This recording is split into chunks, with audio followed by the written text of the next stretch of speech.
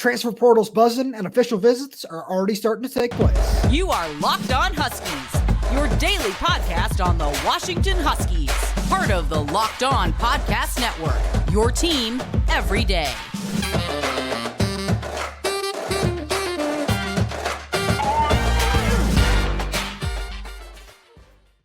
Welcome back into another edition of the Locked On Huskies podcast. I'm Tomashoff. That's Lars Hanson. We are for Inside the Huskies of Fan Nation and Sports Illustrated. You can check out all our written work over there at si.com/college/Washington. Thank you for making this your first watch or first listen of the day. Today's episode is brought to you by FanDuel. Make every moment more. Right now, new customers get $150 in bonus bets with any winning $5 moneyline bet. That's $150 if your team wins. Visit FanDuel.com/lockedon to get started. All right, Lars, there's so much going on right here. There are official visitors just left and right that are starting to come in, and especially after we said, when are these commits going to start coming in on the show the other day? Now we're starting to see these visitors come in for official visits. Is there any one that's like standing out to you right now is like, this is the big one? Because we can run through some of the top ones real fast that we haven't covered on previous shows, like we talked about CJ Clark with Christian Capel on Wednesday. Check out that episode. That was fantastic. Woody Marks from Mississippi State, the running back, and then a couple of safeties. Kamari Ramsey from UCLA and Kobe Savage from Kansas State. Any one of those three guys really standing out to you? Yeah, I mean, Kobe Savage, I think, was the one for me that I was like, once you saw his name go in the portal, you're like, okay, Washington this has to be an option here. I mean, unless you, and here's the thing for Washington, kind of just for all of these guys, they're now making these calls as one of the four teams in the college football playoff with a coach who's 22-2, 23-2, 24-2. 24-2. I'm losing track as they keep. I know for a fact it's something and 2. The 2 is not changing. It's the number on the left that appears to be changing, and certainly probably will change in New Orleans. Teaser for the future episode of when we make our predictions. I was going to say, you're getting ahead of our bold predictions here. But to the point, these coaches are making these calls as one of the teams in the playoffs, so they now have cachet that they wouldn't have last time this year when they're making these calls going into the Alamo Bowl against Texas. So for a guy like Kobe Savage, maybe last year he's a harder get, but once you get Jabbar Muhammad from Oklahoma State last year, a guy and he has instant success. I know they're two different positions, but it's guys like that, and Dylan Johnson coming from Mississippi State, Woody Marks can now see that, hey, he had 1,000 yards, never had more than, I believe, 500 or 600 in a season at Mississippi State. So clearly I can go into that offense, which, by the way, is a pass-heavy offense, and still have success as a running back. Same thing for his teammate, elephant in the room, Will Rogers. Pete Thamel was one of many that had the report. We obviously knew it was happening as well, that Will Rogers is coming in this weekend for a visit with Marks. So having all of that, I think all these guys, it almost seems like that visit in June, the weekend in June, when they brought all the recruits in for a visit. It's like, hey, this is the week, this is the weekend, this 48-hour period right here where it's like, hey, we're going to build next year starting right here.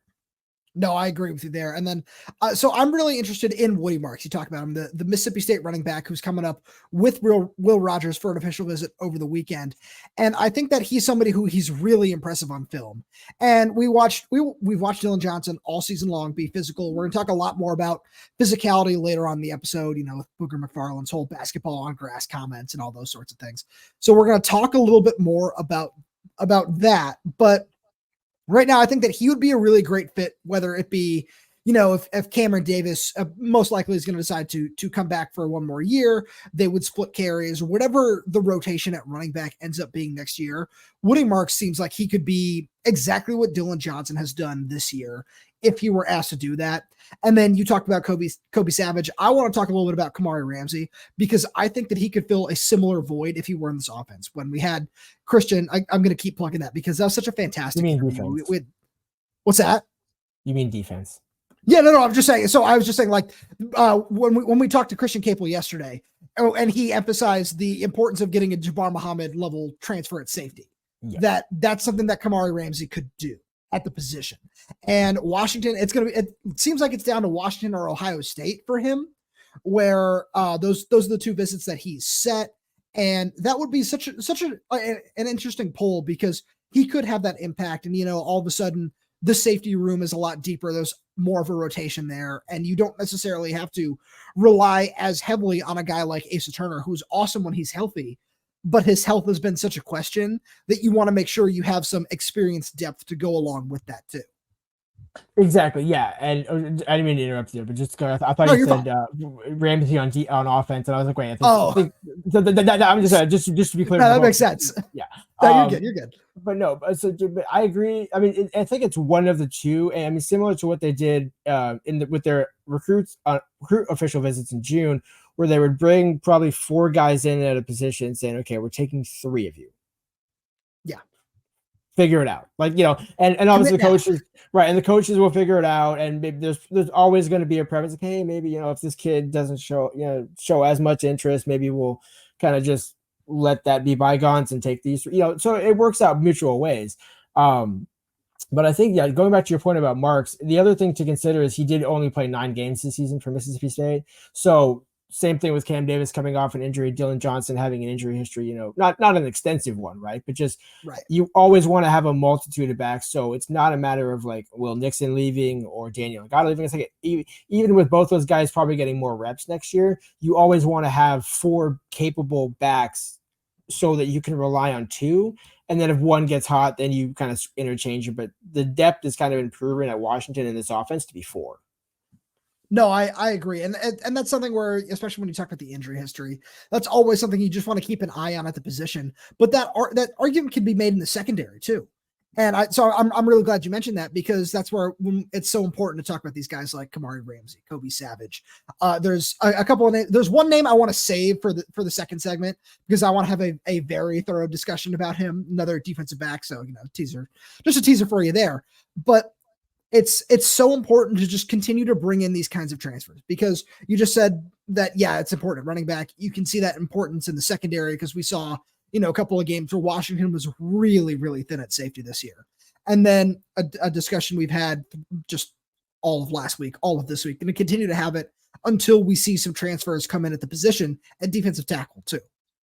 We're making sure you have a deep, healthy, experienced rotation there is also just really important, because we have to keep in mind that this is the last year of the Pac-12, and moving into the Big Ten, getting those experienced big bodies is going to be really, really important.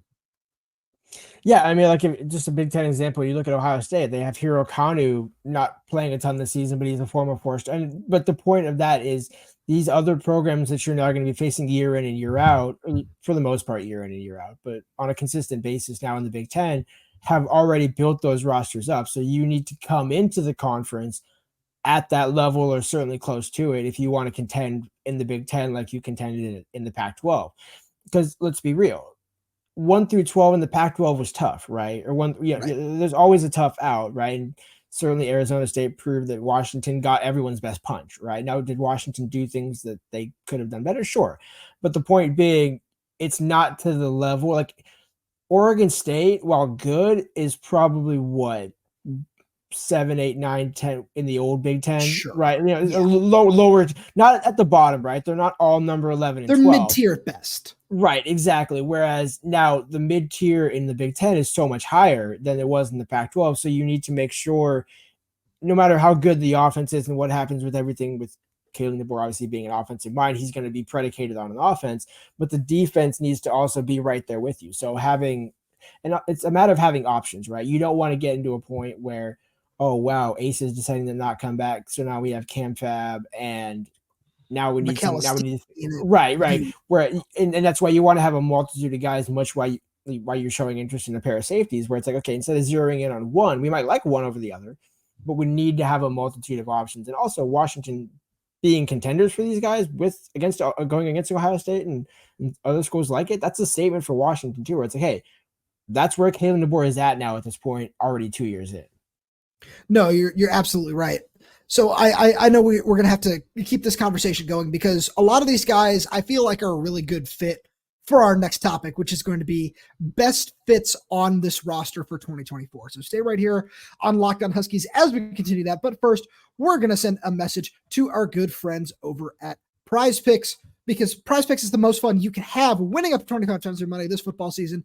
And now you can play during basketball season too. All you have to do is select 2 or more players, pick more or less on their projected stats, and place your entry. Prize Picks even offers a reboot policy so that your entries stay in play even if one of your players gets injured. For football and basketball games, if you have a player who exits the game in the first half and does not return in the second, that player is rebooted. Prize Picks is the only daily fantasy sports platform with an injury insurance policy. Prize Picks is really simple to play. You can make your picks and submit your entry in less than 60 seconds. Quick withdrawals, easy gameplay, and an enormous selection of players and stat types are what make Prize Picks the #1 daily fantasy sports app. You want to get on the action? Go to prizepicks.com/LockedOnCollege and use code LockedOnCollege for a first deposit match up to $100. Again, go to prizepicks.com/LockedOnCollege and use code LockedOnCollege for a first deposit match up to $100. Prize Picks is daily fantasy sports made easy. And, whenever we talk about recruiting, the transfer portal, we got to make sure that our good friends at LinkedIn, we remind them how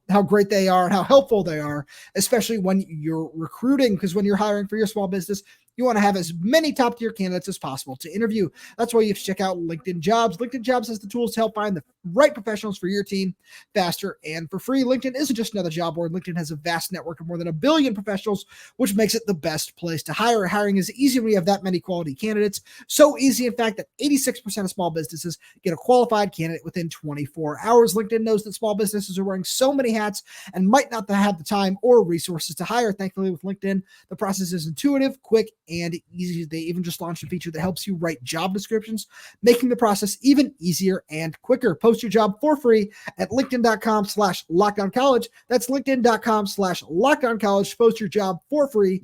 Terms and conditions apply. All right, Lars, is there anybody who stands out to you? If it could be a player that we've talked about, a player that, we've talked today on a previous episode. Is there anybody that you think that might be a really great fit for this roster? Because I've got one right off the bat that I was raving about you to before we were able to come on and start recording today. It's Mississippi State cornerback Kamari and Richardson, who just decided to enter the transfer portal, which seemed like a little bit of a shock to some people. And there's not really, a direct link yet between Washington and Richardson, but with the whole Dylan Johnson impact now, where he's already been tweeting at him, and it feels like that he would not only be just a great fit for the roster, but he could also have that Jabbar Muhammad type impact on the season, where he's just a big lockdown corner. And he's already getting just, some day 2 love from the NFL. So I think that would be just a fantastic addition if they were able to lock him down. Yeah, I mean, I think the intriguing one, I'm going to go more intriguing because it's a good fit, but it's also more a matter of kind of position of need going into next year. I really do think Marks, because or should I lead with the obvious, right? Because I think, let me actually, before I get to Marks, because it ties together here, the fit of Will Rogers. I want to talk to people about this because here's the thing about Michael Penix. It's almost like he, in a way, was a unicorn on multiple levels. First of all, he's a left-handed quarterback. Most quarterbacks in this day and age are right-handed, right? Most, that's just the traditional. So it's more unorthodox when someone's like, oh, I have never had a lefty throw to me, right? So Sam here is one of the first lefties in a while. It's like you have to go back, Mark Brunell, right? You start thinking off the names of left-handed quarterbacks. There's not that many, right? Especially in UW history. So now you fast forward that back to Will Rogers. Okay, now he's a traditional right-handed quarterback. How is the offense going to look any different? Well, they're two different style of quarterbacks, right? I think obviously Penix has proven to be a more precision passer, but I would just go look at Jake Haener and what DeBoer was able to do with him in 2 years at Fresno State, where he can take guys that might have success in an air raid offense and along with Ryan Grubb and make him better. So much like kind of what people thought of the quarterback situation coming in when Kalen chose Michael Penix over Dylan Morris and Sam Heward, he was saying, hey, these quarterbacks are a lot better than people have seen.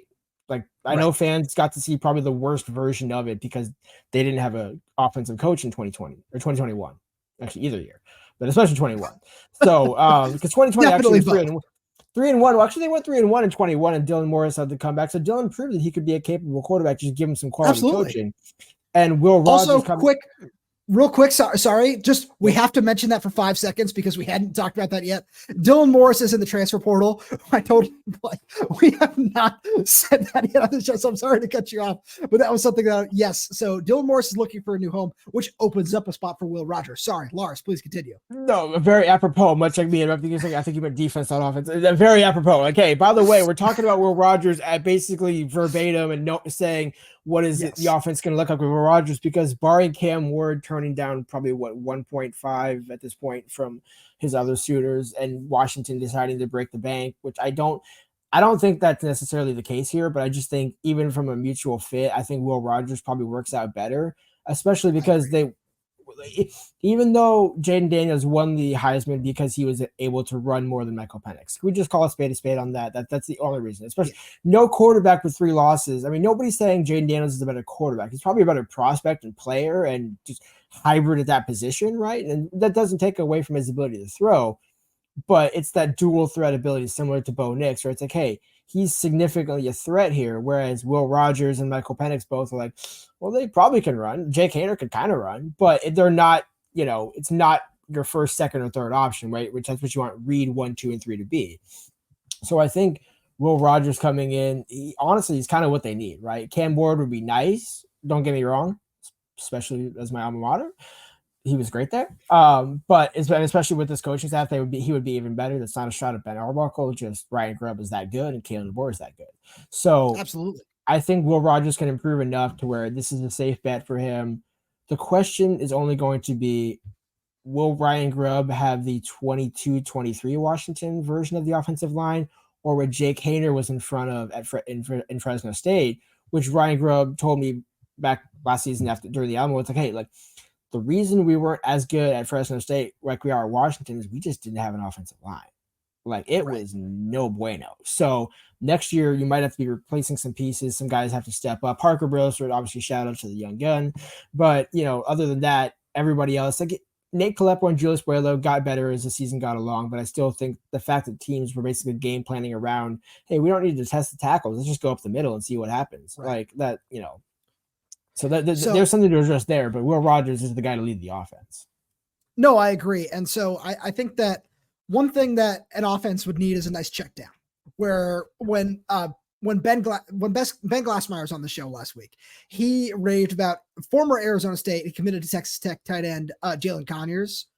And, one guy that we've had some conversations about is Jack Belling, the Oregon State tight end who is in the transfer portal, doesn't have a destination just yet, but somebody else who entered the transfer portal today as we record the show on Wednesday that I'm really intrigued by and think would be a fantastic fit on this roster, especially over the middle, for somebody like Will Rogers and playing alongside Josh Cuevas. I know this is like a big lead up, but I think that Ben Yurosek, the Stanford tight end, would be a fantastic fit on this roster. Oh, you didn't know he was in the transfer portal? Yes. Ben Yurosek is in the transfer portal. My God. Yeah. So I think that would be a fantastic fit for this roster. I think that would be a lot of fun.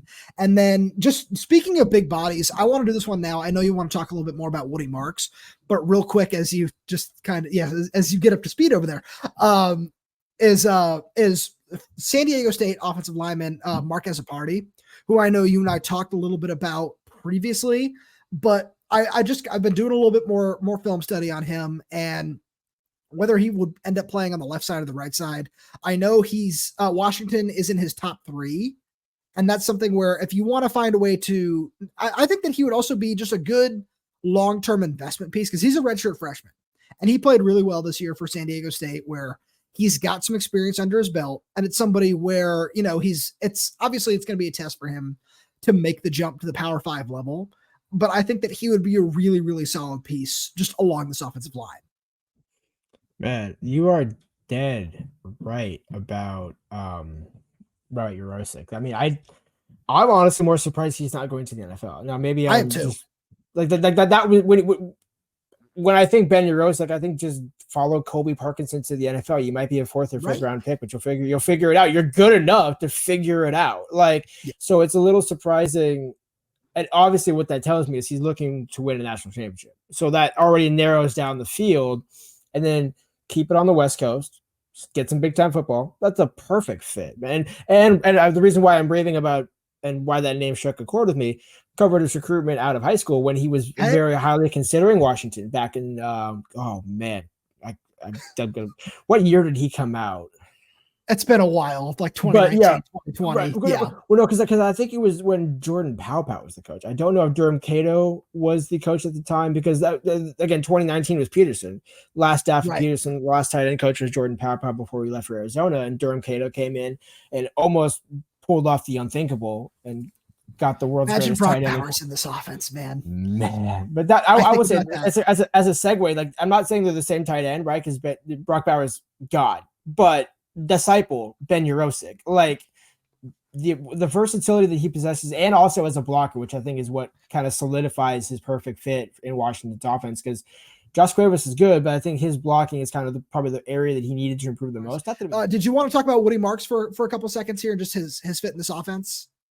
Yeah, I mean, I think obviously he's a little different than Dylan Johnson. I don't believe he's as big as Dylan Johnson, but he's certainly not a scat back by any stretch of the imagination. And I think the one thing that I'm intrigued about, and we've talked about this probably at length, is Dylan Johnson on Wednesday said that he's like, and my ability to be a pass catcher in this offense. And I'm like, man, you and me both wondering where that was at. But I guess the fact that Dylan Johnson was happy with his production as a pass catcher, okay, cool. I think it also helps out when you get 1,000 yards of Pac-12 champion and you're playing in playoffs, but that's just neither here nor there. So, Lars, I know that one thing that we actually got to talk a little bit to the players about today was Washington's physicality is still being somewhat underrated. And I feel like we can talk about that a little bit more at length. But first, we're going to send a message to our friends over at FanDuel, because as the weather gets colder, the NFL offers stay hot on FanDuel. Right now, new customers get $150 in bonus bets with any winning $5 moneyline bet. That's $150 if your team wins. If you've been thinking about joining FanDuel, there's no better time to get in on the action. The app is so easy to use. There's a wide range of betting options, including spreads, player props, over-unders, and more. So visit FanDuel.com/lockedon and kick off the NFL season. FanDuel is an official partner of the NFL. And Washington still 4.5-point underdogs, so you still want to make sure you hit that line before it moves again. Get in before the professional money lowers that down to 1.5. Yeah, seriously. All right, Lars. I have a vendetta against Booger MacFarland, and I have for a long time, and I'm glad I have just this platform that I can put that out there on, because he has just been so anti-Washington for so long. Not going to go down that road, but he was on whatever show it was. I can't watch him. I just see these clips on Twitter, and he was talking about Washington playing basketball on grass and not being a physical team. And this is not the first time I know Dave Softy Mahler at KJR put out something the other day saying, like, oh, he said he was impressed with Washington's physicality after the first Oregon game, and now says they play basketball on grass. So still not going to go down that road. But do you think that Washington's physicality is still somehow being underrated at this point in the season? I mean, there's two ways to look at that, right? Because, I mean, there is an element to truth, actually, that Booger MacFarland didn't mean to deliver, where Washington does play basketball on grass in a sense, but it's at wide receiver. It has nothing to do with in the trenches, which is what he was actually talking about. But to your point, I think, I don't know, I asked Roger Rosengarten on Wednesday if he went into the Oregon game, like, hearing the press clipping and said, hey, maybe you guys haven't been playing as well.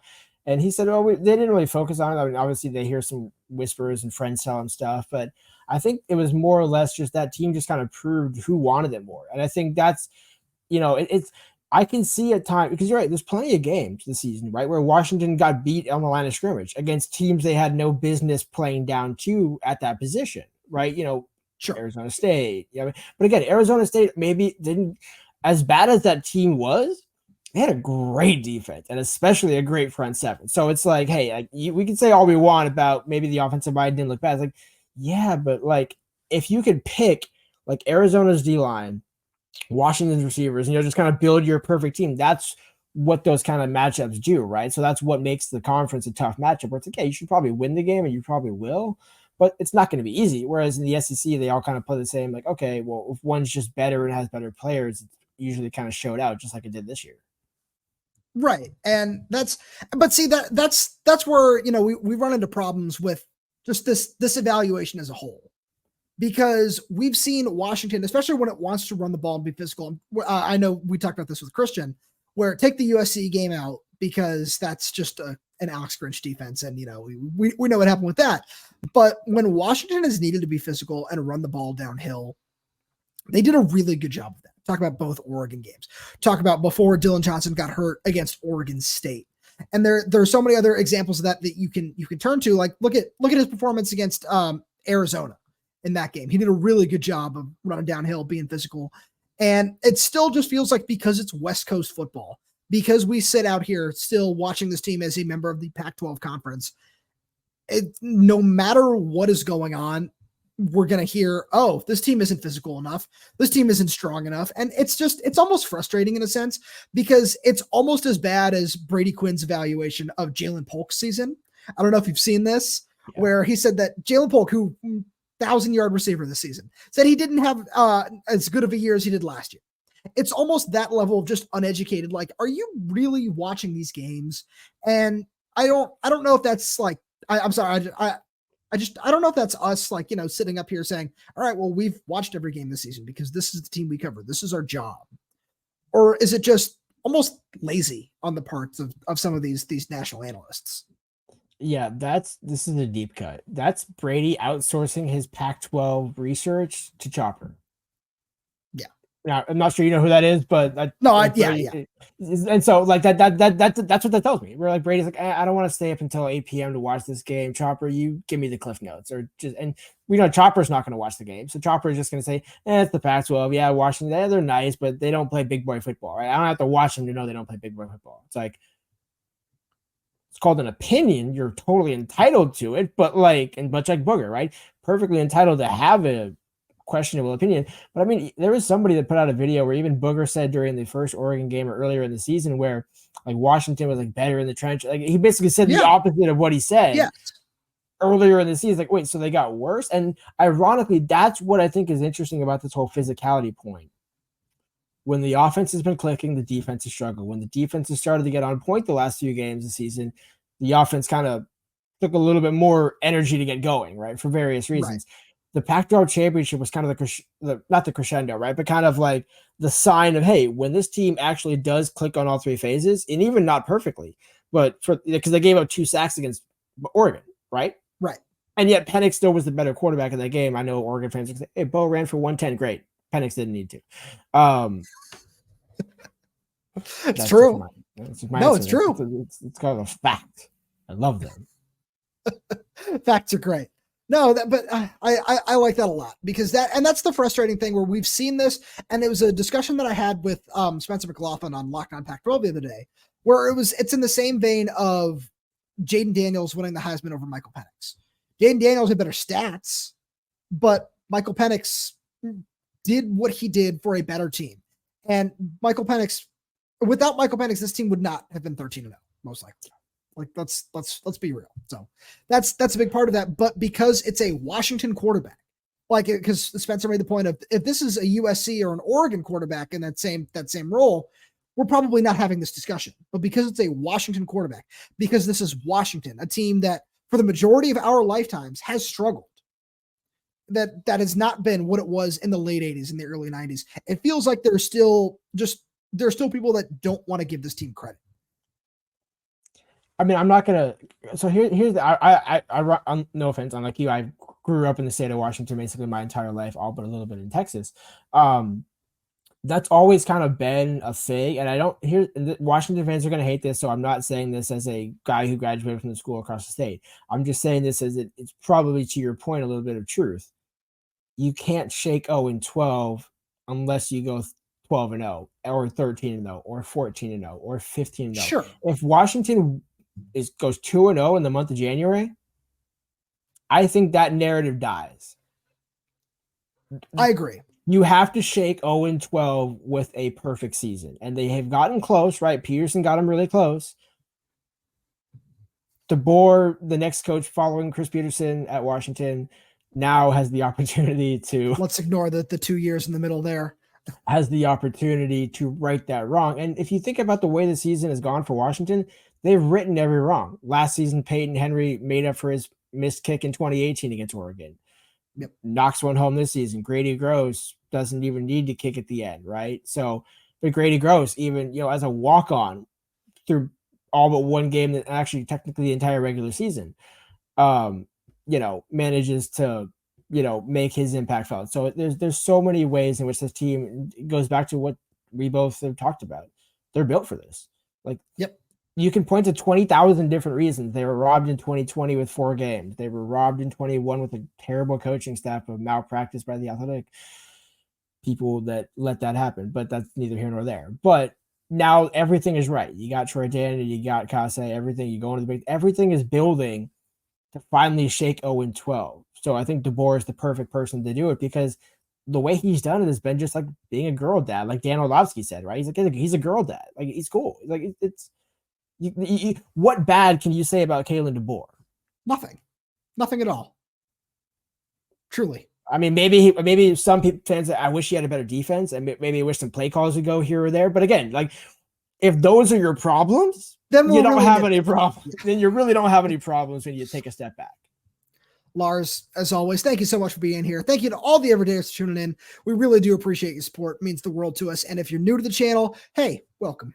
Really glad to have you here. There's going to be so much more content that we've got for you in the next couple of weeks leading up to the Sugar Bowl. So make sure you hit that subscribe button wherever you get this podcast to make sure you're here with all our new content, whether that's YouTube, Spotify, Apple Music, Amazon Music. We are there. We are everywhere. We're updating this channel with new content every single day. So make sure you keep it right here on Locked On Huskies. Make sure you like the video, leave us a 5-star review if you're audio only, comment, like, subscribe, again, whatever it is. Thank you so much for all your support, and we will talk to you